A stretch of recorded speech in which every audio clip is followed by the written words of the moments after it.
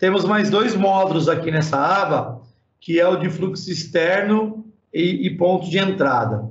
Aqui esses dois módulos trabalham em conjunto, tá? O fluxo externo serve para, a partir de um processo, chamar um outro processo.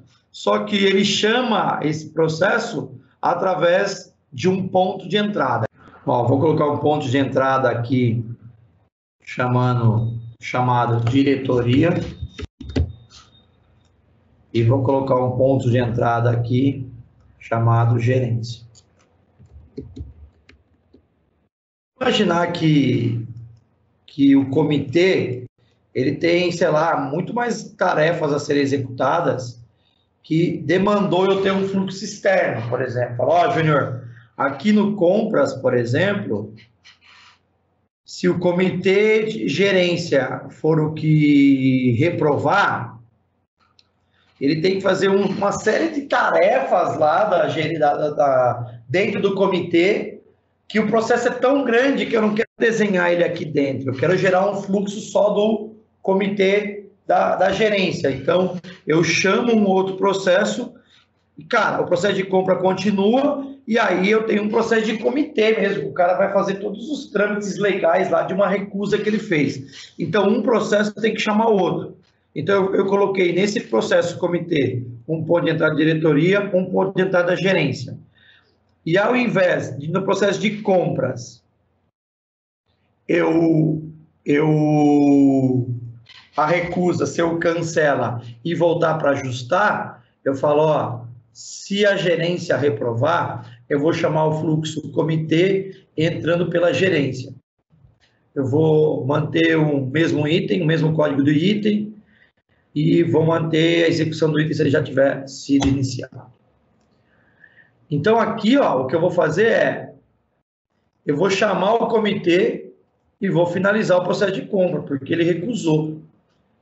E aqui, se a diretoria reprovar, eu vou chamar também o processo de comitê, pelo ponto de entrada diretoria, mesmo item, e aqui eu vou finalizar. Então, aqui a regra de negócio agora virou o seguinte, ó. E na verdade, né, aquilo que eu falei aqui, eu vou ter distribuição aqui em cima, né? Então, eu não sei quantas etapas eu distribuir, mas eu sei que depois que eu chamar o comitê, eu preciso literalmente finalizar esse item. Independente se tem paralelismo lá em cima ou não.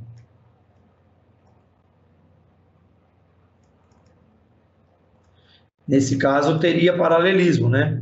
Por quê? Porque o distribuidor aqui, ó, ele manda para os dois comitês, mas também manda para cá. E quando eu executar o comitê, aqui eu percebo que não dá para colocar o cancela etapa. Por quê? Porque quando eu tiver ele reprovar, né? Quando o comitê reprovar, eu não sei ao certo se ele vai estar parado aqui, se ele vai estar parado aqui, se ele vai estar parado aqui. Então, não dá para colocar cancela etapa, senão eu teria que colocar um cancela etapa para toda, não sei se ele vai estar parado aqui, ou aqui, ou aqui, porque ele pode ter vindo por esse caminho e tá parado aqui, aqui. Então, imagina, eu teria que colocar um cancela etapa para 1, 2, 3, 4, 5, 6, porque eu não tenho certeza, pode estar em qualquer uma dessas 6. Eu teria que colocar 6 cancela etapa aqui para finalizar o item. Então, aqui eu já coloco finaliza item logo de cara.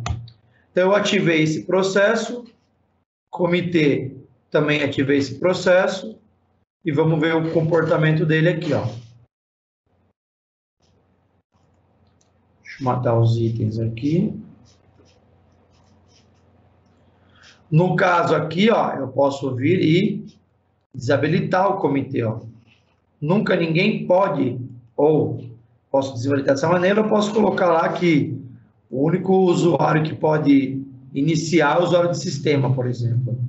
Mas aqui o comitê eu nunca vou deixar ele público para ser iniciado. Por quê? Porque é um processo que não pode ser iniciado manualmente.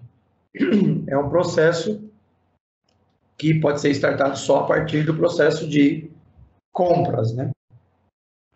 Então, vou fazer um pedido de compra, produto, tênis, quantidade 10,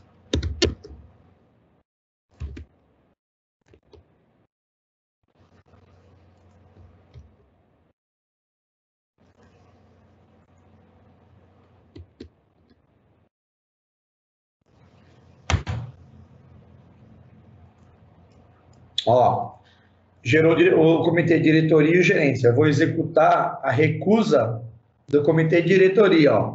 Recusei, ó. Ele já finalizou todos os itens do processo de compra, ó. Ele começou o processo de comitê. E se nós olharmos aqui no GPS, ó, ele entrou pelo ponto de entrada diretoria. Se eu tivesse executado no processo de compras o comitê de gerência, ele teria entrado por esse ponto aqui.